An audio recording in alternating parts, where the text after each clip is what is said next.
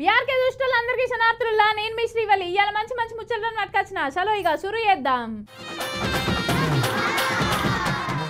మా మలయ మామ ఇవాళ ఏం వార్త పట్టుకొస్తాడో పిలుద్దాం మరి. ఓ మలయ మామ మా ఎంబడి వాడి మాకు లేనిపోని ఆశలు చెప్పి మమ్మల్ని ఇంట్లో బయటేసినట్టు చేసి పని చక్కగా ఎత్తలేరు పోయి అడుగుడే ఇవాళ గట్టిగా అడుగుడే. వామ్మో మా మామ ఎవరి మీదకు లొలిగిపోతాను కదా. ఓ మామ ఎవరి మీదకే లొలిగిపోతాను ఏందే పోరి నేను ఏడిగిపోతా నీకేందే నీకు అన్ని ఇచ్చులు కచ్చకాయలు అన్ని చెప్పాలా నీకు? నీ రుసరుస చూస్తుంటే నాకు అర్థమైంది. అత్తను నువ్వు లొల్లి పెట్టి అలిగితే అవ్వగారింటికి పోయినట్టున్నది కదా, దానికే కోపం మీద పోతావు గాని మీ బామ్మర్దుల ఇంటికాన్నే ఉన్నారట, జాగ్రత్త మరి. మా బామ్మర్దులు ఉంటేది అలాగైనా నాకు భయమా? మంచం కోడు కూడా వీకి ఒక్కొక్కరిని ఇంటి చుట్టూ తిరుక్కుంటా ఉరికిచ్చి కొడతా. నా పెళ్ళైనాక 6 నెలలకే ఒక్కొక్కరిని ఈ సాఫ్ చేసిన గందుకే నేనంటే వాళ్ళకు లాగులు దడతాయి. ఏంది నువ్వు మా చిన్న బాపును ఉరికిచ్చి కొట్టినవా? మరి నాకేమో మా బాబాయిలే నిన్ను ఉరికిచ్చి కొడితే ఆకిట్లా రోల్ తట్టుకొని పడితే ముందటి పనులు ఇరిగినాయని చెప్పిండ్రు. నేను ఇవాళ ఆఫీస్కి వచ్చేసరికి ఆలస్యం అవుతుంది, పెద్ద సరికి నువ్వే చెప్పు. మామ అసలు ముచ్చట చెప్పేసరికి నువ్వు మాట మార్చినావు కదా, నాకు అర్థమైంది. కానీ ఇంతకు నువ్వు ఎటుపోతావు, ఎవరి మీదకి లొలిగిపోతావు చెప్పు. ఇంకెవరు మన ముఖ్యమంత్రి రేవంత్ సార్ దగ్గరికి పోతాను పంచాయతీకి. ఏంది ఏకంగా ముఖ్యమంత్రి సార్ మీదకి లొలిగిపోతానవా? ఈ సాబు చేస్తారు మామ పైలం. ఏదైతే అయింది, ఇవాళ ముఖ్యమంత్రి సార్ని అడిగేదాకా ఇడిచిపెట్టే సవాలే లేదు. ఏం అడుగుతానని పోతాను? ఏం అడుగుతావనేమో నిమ్మలాగా అడుగుతానేమో పోరి. అసలు రేవంత్ సార్ అధికారంలోకి వచ్చింది బీఆర్ఎస్ వాళ్ళ మీద కేసులు పెట్టడానికేనా, లేకపోతే ఏమన్నా పరిపాలన చేసేది ఉన్నదా లేదా అని అడుగుతాను పోతానా? నువ్వు అన్నది కూడా నిజమే మామ. ప్రభుత్వం అంటే ఈ పథకం కొత్తది, ఆ పథకం అమలు చేసినాం అనే వార్తలు బాగా రావాలి కానీ ఏమైనా బాంబులు వెళ్తాయి, జైలుకు పోతారు, ఇగో అరెస్టులు అగో అరెస్టులు అనే వార్తలు తప్ప ఇంకేం వినబడతాయి కదా. అధికారంలోకి వచ్చిన కొత్తలు ఏమన్నారు? ఫోన్ ట్యాపింగ్ కేసులా అయ్యగొడుకులు జైలుకు పోతారని చెప్పిండ్రా? ఏమైంది ఆ కేసు? ఇప్పుడు జన్వాడ ఫామ్ హౌస్ కేసు అయితే జాడకే లేదా? ఏకంగా కాళేశ్వరం ప్రాజెక్ట్ లా 1,00,000 కోట్ల అవినీతి జరిగిందని రాహుల్ సార్ ఢిల్లీలోకి వెళ్ళి వచ్చి చెప్పిండు. ఆ కేసు చూస్తాయే. అవునే మామ, కేటీఆర్ మీద ఆరోపణలు చేసిండ్రని ఓ మహిళా మంత్రిని అయితే కోర్టు మొట్టికాయలు కూడా వేసే కదా. కాంగ్రెస్ పార్టీలున్న ఏ లీడర్ అయినా, మంత్రి అయినా, ఎమ్మెల్యే అయినా, ఎమ్మెల్సీలు అయినా బీఆర్ఎస్ లను ఎట్లా జైల్లోకి పంపాలనే తపన తప్ప ప్రజలకు ఇచ్చిన 6 గ్యారెంటీలను నెరవేర్చే మీద ఆరాటం ఉన్నట్టయితే కనబడతలేదు. అవును మామ, లగచర్లలో జరిగిన లడాయిలో కూడా కేటీఆర్ హస్తం ఉన్నదని హస్తం పార్టీ లీడర్లు గట్టిగానే చెప్తారు. లఘుచర్ల లడాయిలా కలెక్టర్ మీద దాడి ఎవ్వరు చేసినా క్షమించరాని నేరం, చట్ట ప్రకారం శిక్ష పడాల్సిందే. అయినాక కేసులో పట్నం నరేందర్ రెడ్డిని అరెస్ట్ చేసే కేటీఆర్ ఏమంటాడు? కాంగ్రెస్ వాళ్లకు నన్ను ఏదే కేసులో ఇరికిచ్చి జైలుకి తోలాలనే ఆరాటం బాగున్నదని రాండి, అరెస్ట్ చేసుకోండి, జైలుకి తోలుండ్రి, మంచిగా జైల్లో యోగా చేసుకుంటా అని అంటాడు కదా. అవునే మామ, నువ్వు అన్నది కూడా నిజమే. ఏదైతే అదైంది, గట్టిగానే అడిగిరాయే. ఈ ప్రభుత్వం ప్రతిపక్ష పార్టీలు నువ్వు వచ్చినట్టు చెయ్యి, నేను ఏడిచినట్టు చేస్తా, ఇక ప్రజలు గదాని గురించే మాట్లాడుకుంటుంటారని అనుకుంటాను. కానీ ఏది ఏమైనా ఇలా రేవంత్ సార్ని గట్టిగా నిలదీసి అడుగుడే, అటు నుంచి అటు తెలంగాణ భవన్ పోవుడే, ఎట్లయినా మంచిదే, ఇద్దరిని అడిగి కడిగే అత్తనేను. ఇక జనాలైనా మామైనా ఎన్ని రోజులని ఒప్పుక పడతారు కదా. మరి మా మామకు కోపం వచ్చుట్ల తప్పే లేదు.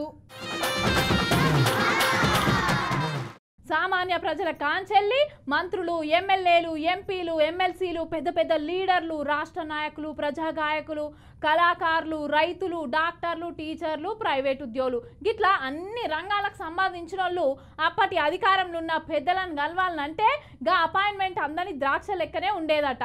ఇక తిరుపతి ఏడుకొండల వెంకన్న దర్శనమైన ఓ గంట అటు ఇటు ఈలబడితే అయ్యేది కానీ ఇక గీలను గలుసుడు మాత్రం చాలా కష్టం ఉండేదబ్బా. కానీ ఇప్పుడు గీ చిన్నారి పెద్ద ధైర్యం చేసి డైరెక్ట్గా పోయి కలిసింది. ఇంతకు ఎవరినో అనేగా మీ డౌట్ అంతా, చూడుర్రి.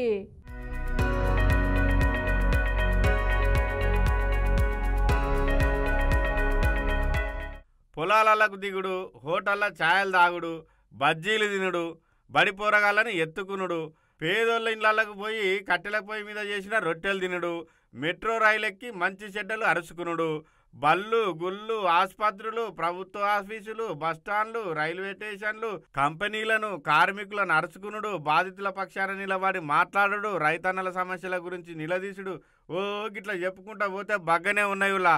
కానీ ఈ పనులన్నీ అధికారంలో ఉన్నప్పుడు ఏసుంటే మంచిగుండు కదా అనుకుంటాను ఈ ముచ్చట తెలిసిన జనాలు. అధికారంలో ఉన్నప్పుడేమో కనీసం మంత్రులను కూడా గేటు దాటనీయకపోతే అంతెందుకు ప్రజా ఉద్యమకారులను అయితే ఎర్ర టెండల ప్రగతి భవన్ కాడ గంటల తరబడి నిలబెట్టిన సందర్భాలు కూడా ఉన్నాయి. కానీ ఇప్పుడు తారక రామన్న ఎమ్మెల్యేనే కదా, ఇక తెలంగాణ భవన్లా అందరికి అందుబాటులోనే ఉంటుండ్రు. యోగి బుజ్జావని చూడుండ్రి, వాళ్ళకు బడిసి పెట్టంగానే తెలంగాణ భవన్ ముందడికెళ్ళి వాళ్ళ ఇంటికి పోంగా కేటీఆర్ అన్న లోపల ఉన్నాడని తెలియంగానే అబ్బా కలిసిపోతే అయిపోతుంది కదా అనుకొని లోపలి పోయింది అటులా. ఇక అక్కడ ఉన్నోళ్ళు ఏంది బుజ్జావా ఎందుకు వచ్చినావు నువ్వు అంటే కేటీఆర్ సార్ను కలుతా అని అన్నదట. ఇక అక్కడ ఉన్నోళ్ళు రామారావన్నను కలిపియంగానే ఇగో ఎట్లా మాట్లాడుతుందో చూడుండ్రి రామన్నతోనికి బుజ్జావా ఎంత ధైర్యంగా మాట్లాడుతుందో ఇగో మీరైనుండ్రి. Roshini happy children's day school పోలే పోయేసి వచ్చేసినావు. బాగుంది, బ్యాగ్ బాగుంది, బాగా బరువు ఉంది. ఎట్లా వస్తున్నావు? ఏ క్లాస్? నాకు ఏ స్కూల్? నువ్వు ఎవరితో వచ్చినావు? ఒక్కదాన్ని. ఇంట్రెస్ట్ అన్నా ఎవరు లీడర్ ఎవరు నువ్వు ఎవరు తీసుకొచ్చారు మీకు కరెక్ట్ చెప్పినావు. వీళ్ళకి ఇంత ధైర్యం ఎట్లా వచ్చినావు?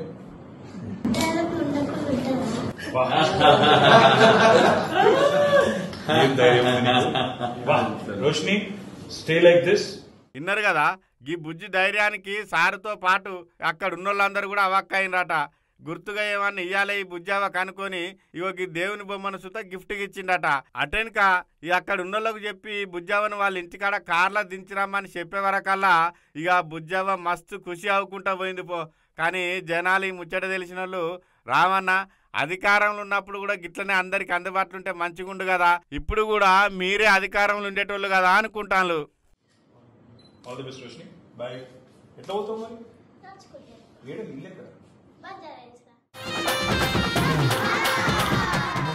అశ్విని, భరణి, కృతిక, రోహిణి, మృగశిర, ఆరుద్ర, పునర్వసు, పుష్యమి, ఆశ్లేష, మఖ, పుబ్బ, హస్త, ఉత్తర. ఇక గిట్లా చెప్పుకుంటా పోతే ఏడాదికి 27 కార్తీలు ఉంటాయట. ఇక ఇప్పుడు నడుస్తున్న కార్తీల చెడగొట్టే ఆనలు చంపేటాలకు ఇగో వర్షం చూడురు ఎట్లయిందో. ఇక చూసినారులా ఆనలు బగ్గనే దంచి కొడుతున్నాయి కదా. అరే ఇగో వరి చూడుండ్రి ఎట్లా పొలంలో మొత్తం భూమి మీదనే పడ్డది కదా.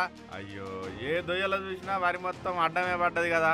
వడ్లన్నీ పుట్నాలు రాలినట్టే రాలిపోయినాయి పో. అబ్బబ్బబ్బా చేతికి వచ్చిన పంట చేసారిపోయినట్టే ఉన్నది కదా పాపం. ఇప్పుడే కాదు రైతన్నల గోస ఎప్పుడు చూసినా గిదే కథనాయే. సరిగ్గా పంట చేతులకు వచ్చిగా కోసుకునే టైంలో ఇట్లా వానలు దంచికొట్టి రైతన్నల చేతి కష్టం అంతా ఆగం చేస్తాయి. రైతన్నలకు ఏమైనా గివే పరిస్థితులే. అయితే అతివృష్టి లేకుంటే అనావృష్టినా. తీరా రైతన్నలు ఇట్లా ఆరగాలం కష్టం చేసి రోడ్న పడితే రైతన్నలను ఆదుకోవడానికి ఏ ఒక్క లీడర్ కూడా ముందుకు వచ్చేటోళ్ళు ఉండరా.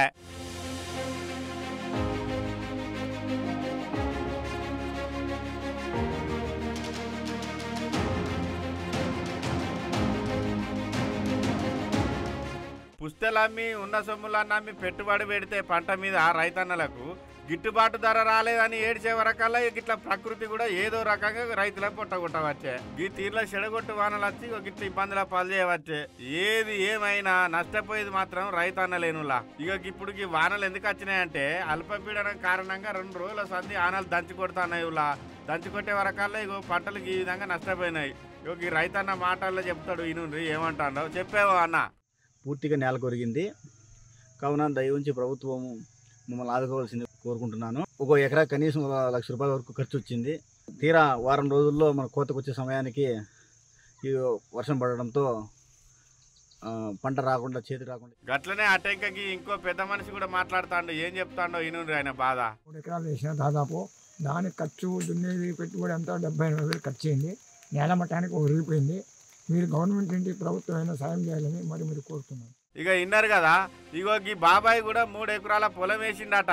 ఈ బాబాయ్ గోస కూడా చెప్తాడు ఇనూరు జరా. మేము దాదాపు 3 ఎకరాలు మడి వేసినాను. ఈ ఇంకా వారం లోపల కోతకు వచ్చినాయి. ఇప్పుడు వర్షం వల్ల దాదాపు 2 ఎకరాలంతా మడి పడిపోయింది. ఇక ఈ కథ అంతా బంగాళాఖాతంలో అల్పపీడనం చేయవచ్చేనట్టులా. అయితే ఈ ముచ్చట ఓబుల దేవర చెరువు మండలం నారప్పగారి పల్లె వడ్డివారిపల్లె నల్లగుట్లపల్లె గ్రామాల కాడ గిట్ల తీవ్ర నష్టం జరిగిందన్న రైతన్నలకు. అందుకే ఈ రైతన్నలు వాళ్ళ గోడెల వేసుకోబట్టిరు గీ తీరుగా. ఇక వ్యవసాయ అధికారులు వెంటనే దయతలిసి పంటను పరిశీలించి పరిహారం అందజేయాలని అధికారులను ప్రభుత్వాన్ని కోరుతాండ్రు ఈ రైతన్నలు. చూడాలి మరి ఎంతవరకు సాయం చేస్తారో ఏ తీరులు ఆదుకుంటారో మరి అంటారు ఈ ముచ్చట తెలిసిన జనాలు.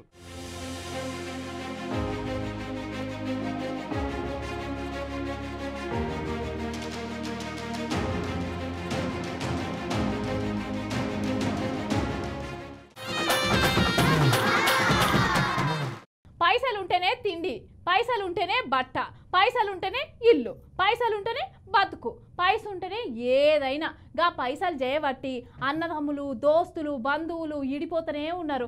అంతెందుకు పైసలతోటి పానాలు కూడా కాపాడుతుండ్రు. గవే పైసలతోటి పానాలు సుతది ఇస్తారు.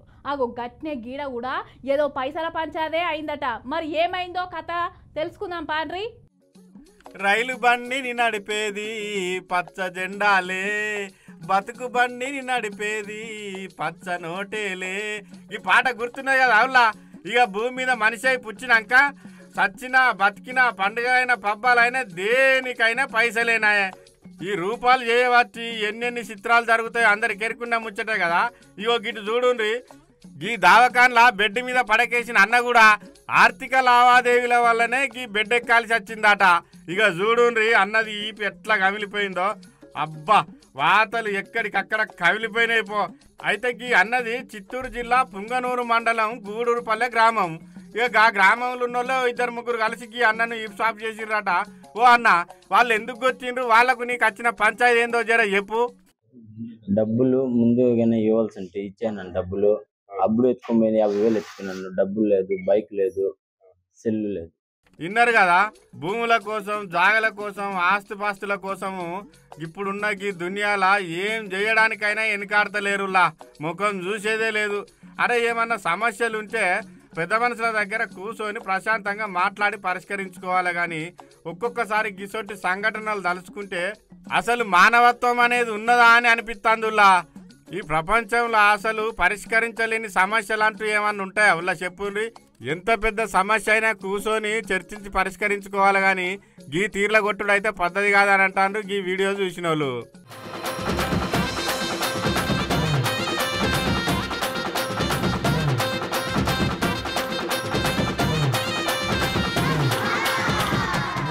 రూపాయి పోతే రూపాయి ఎంబట్నే పోయే గీ రోజులల్లా తాతల భూమి వారసత్వ భూమి. ఇక పట్టా భూములను ఎవరినన్నా వదులుకుంటారా నుల్లా.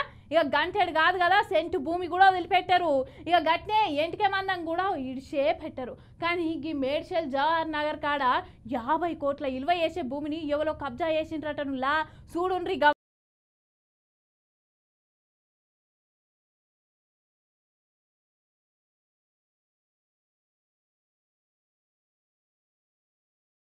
ఏడ చూడు భూ కబ్జాలు దందాలు సెటిల్మెంట్లు సంపుకునుడు నరుకునుడు ఆస్తుల తగాదాలు ప్లాట్ల పంచాయతీలు కొట్లాటలు నడుస్తూనే ఉన్నాయి.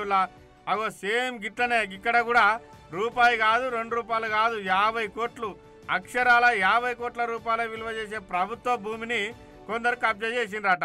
అయితే ఆ భూమిని కాపాడిందట ఇక ఈ ఆఫీసర్ మేడము.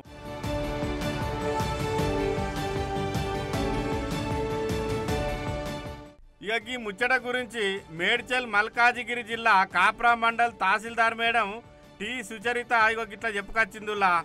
రెవెన్యూ రికార్డుల ఆధారంగా సర్వే నంబర్ 635ల 1 ఎకరం 7 గుంటలట, సర్వే నంబర్ 678ల 2 ఎకరాల 33 గుంటలు, సర్వే నంబర్ 679ల 23 గుంటలు, సర్వే నంబర్ 680ల 2 ఎకరాల 2 గుంటలు ప్రభుత్వ స్థలం ఉంటే ఆ స్థలాన్ని సంతోష్ జైన్ సునీల్ జైన్ కలిసి 8 ఎకరాల 24 గుంటల వరకు కబ్జా చేసిండ్రని తహసీల్దార్ మేడంకు ఫిర్యాదు అందే వరకల్లా ఇక మేడం రంగంలోకి దిగిందుల్లా. 2013లా హెచ్ఎస్ బేడి కుమార్ గౌడ్ సునీల్ జైన్ అనేటనకు అమ్మినట్లుగా నమోదు చేసే వరకల్లా సేల్ డీడ్ చూసి నో అబ్జెక్షన్ లెటర్ లేకపోవడంతో సర్వే నంబరు 635, 678, 679, 680 సర్వే నంబర్లు ఉన్న వాళ్లకు నోటీసులు ఇచ్చి ఆ స్థలాన్ని సీజ్ చేసి ప్రభుత్వ స్థలంగా ప్రకటించిందట.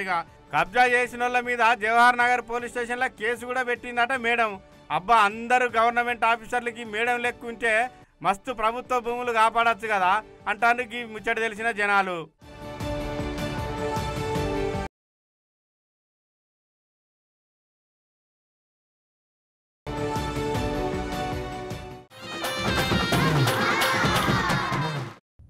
అబ్బా గీ లగషర్ల లడాయి అయితే ఓడతానే లేదు పోన్రి. ముఖ్యమంత్రి ఇలాకల ఫార్మాసిటీ కడదామని రైతుల దగ్గర నుంచి మొత్తం 20,000 ఎకరాల భూమి కావాలని కోరితే రైతులు మాత్రం ససేమిరా అంటారు. ఇక గా మొన్న కలెక్టర్ మీద కూడా దాడి చేసిర్రు కదా, గా ముచ్చట మీదనే రైతులను కూడా అరెస్ట్ చేసిరి. ఇంకా అరెస్ట్ అయిన రైతుల కుటుంబం వాళ్ళు ప్రెస్ మీట్లు పెట్టి ఏం చెప్పిర్రో విన్నారా?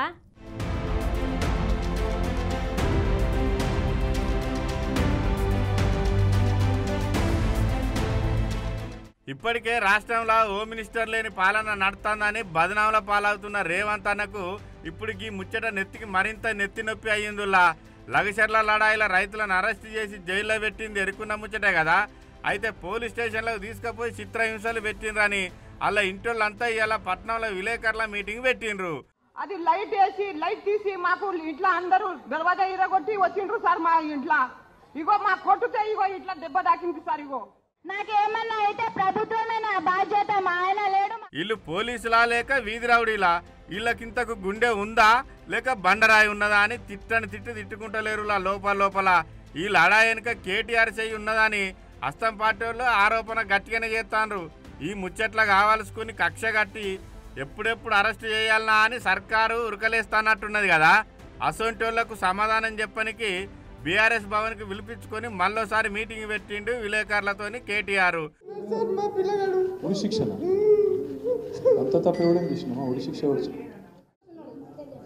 నడుస్తున్నారు సార్, నడవడానికి వస్తలేదు పెద్ద మనిషికు అట్లా కొట్టి పోలీసులు కొట్టిండ్రు.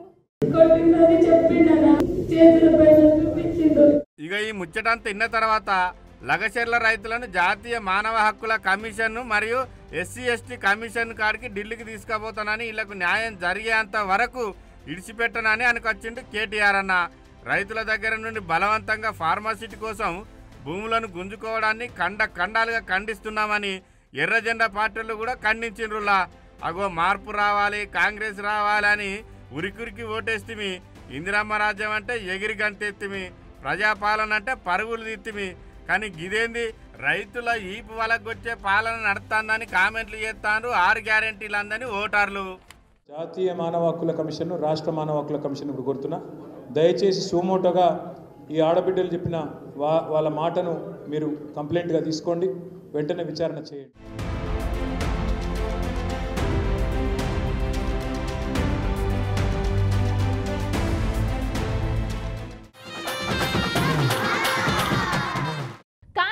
అధికారంలోకి వచ్చి ఏడాదికి దగ్గర వస్తుంది. ఇక 6 గ్యారెంటీల జాడైతే పత్తకు లేకుండా పోయింది. మార్పు కావాలి, కాంగ్రెస్ రావాలి అని జనాలు ఓట్లేసి గెలిపిస్తే ఇప్పుడు ఏ నాయకుడు వచ్చి గిదే డైలాగ్ కొడతాడు. ఇక గీసారి అయితే కుండ బద్దలు కొట్టినట్టే ఉన్నట్టే మాట్లాడతాడు. ఇంతకీ గా సార్ ఎవరు అని తెలుసుకోవాలని ఉన్నదిలే, అయితే చూసేయండి మరి.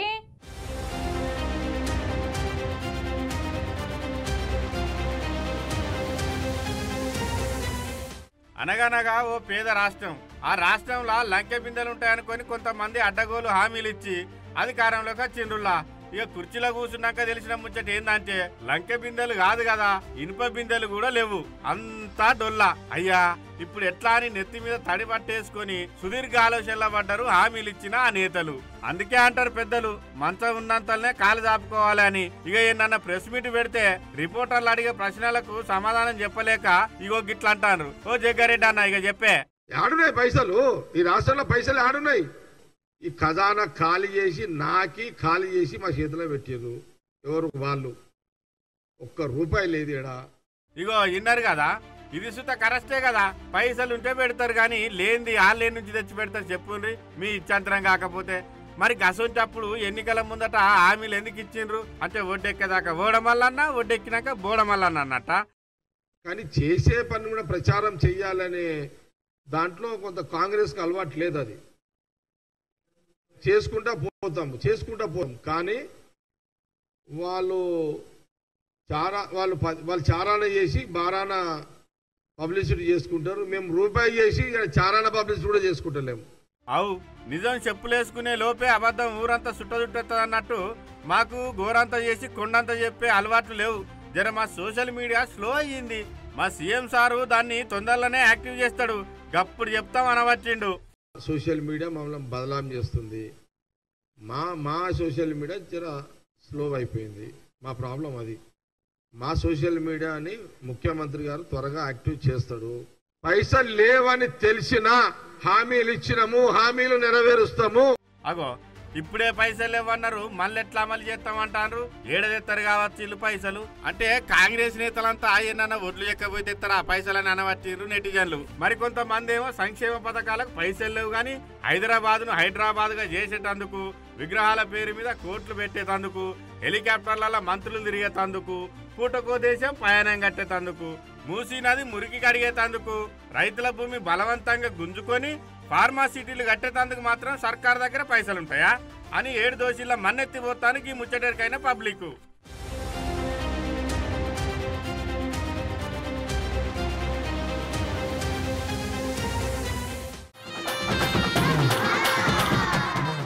మన తాన సర్కార్ భూములనే రియల్ ఎస్టేట్లు ఎత్తారు. ఇక చెరువులు కుంటలు కబ్జాలు పెట్టి రాత్రికి రాత్రే ఇండ్లు కడతాండ్రు. అయినా ఎవ్వరు సపోర్ట్ చేయరు. కానీ గీడ మాత్రం ఒకరి దుకాణం దగ్గర ఇంకో దుకాణం పెట్టుకున్నారని ఏం చేసిరో చూడురో పారి. అబ్బా ఆంధ్రాల ప్రజాస్వామ్యం ఎంత పరిడవిల్లుతుందో. సిగను చేత పట్టుకొని పిడిగుద్దులు గుద్దుతోంది ఈ అక్క, అటు పక్కనేమో గల్ల బట్టి దంచుతోంది ఈ అక్క. ఆడోళ్ళను ఆడోళ్ళు, మొగోళ్ళను మొగోళ్ళు నడి రోడ్డుల దన్నుకుండ్రు ఇంగిట్లా. చుట్టుపక్కలేమో జనం సినిమానే చూసినట్టు చూస్తుండ్రు, ఆ పనికి కూడా వస్తలేరు ఏ ఒక్కల్. అమ్మ బాబోయ్ ఇదెక్కడూరా మాసరా మామ. మిట్ట మధ్యాహ్నం నడి రోడ్డు మీద దండుపాలెం కంటే డేంజర్ సినిమా చూపిస్తున్నారు. స్త్రీ పురుష సమానత్వం కావాలని ఎన్నో రోజుల నుంచి పోరాటాలు జరుగుతున్నాయి కానీ ఏడా అమలు కాలే గిడొక్కతాన తప్ప.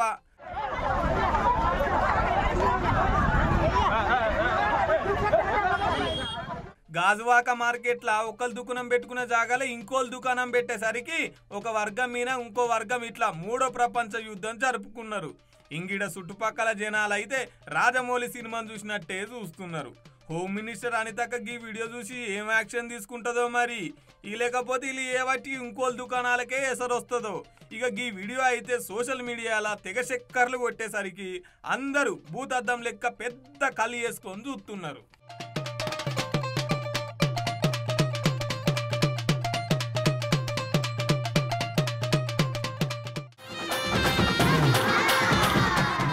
మీకోసం మంచి మంచి వైరల్ న్యూస్లు పట్టుకొచ్చిన చూసేయండి. ప్రకృతిని పట్టించుకోకుండా మానవుడు తనకి ఇష్టం వచ్చినట్టు బతుకుతాడు కదా. ఇక గట్లనే ప్రకృతిలో జీవించే జీవరాశులు కూడా అప్పుడప్పుడు మూగజీవాలు జనాలకు వచ్చి జనాలను ఇబ్బంది పెట్టే ముచ్చట అందరికి ఎరుకున్న ముచ్చటే కదా. అప్పుడప్పుడు ఏనుగులు పంటల మీదకి వస్తాయి.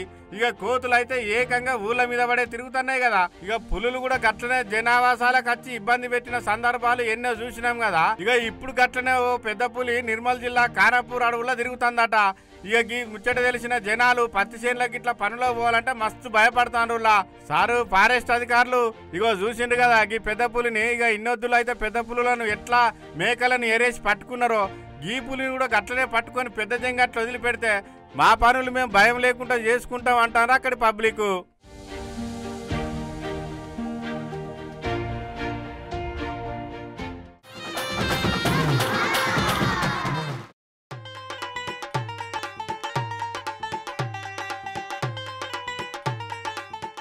ఈ ఉరుకు పరుగుల సమాజంలో ఎంతో మంది ఉద్యోగస్తులు కావచ్చు, వ్యాపారస్తులు కావచ్చు, ఒక ప్రాంతం నుంచి ఇంకో ప్రాంతం పోయినప్పుడు ఏదో ఒక సందర్భంలో బయట బువ్వ తినే పరిస్థితి వస్తుందిలా.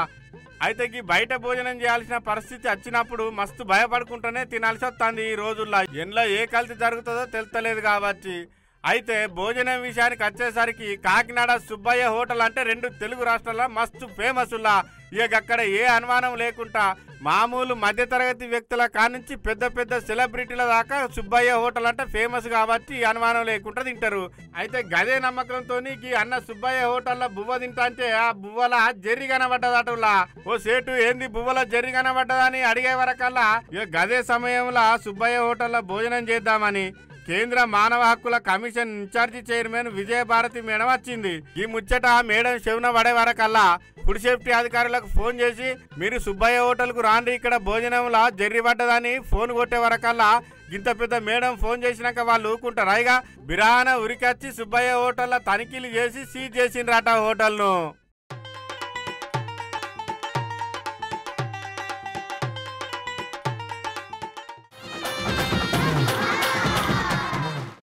ఇవాల్టి ముచ్చట్లు రేపటి బరాబర్ ముచ్చట్లలో మళ్ళా కలుద్దాం. అంతవరకు చూస్తూనే ఉండు బీఆర్కే న్యూస్ తెలుగోడి సత్తా. రేపు మళ్ళొత్తా.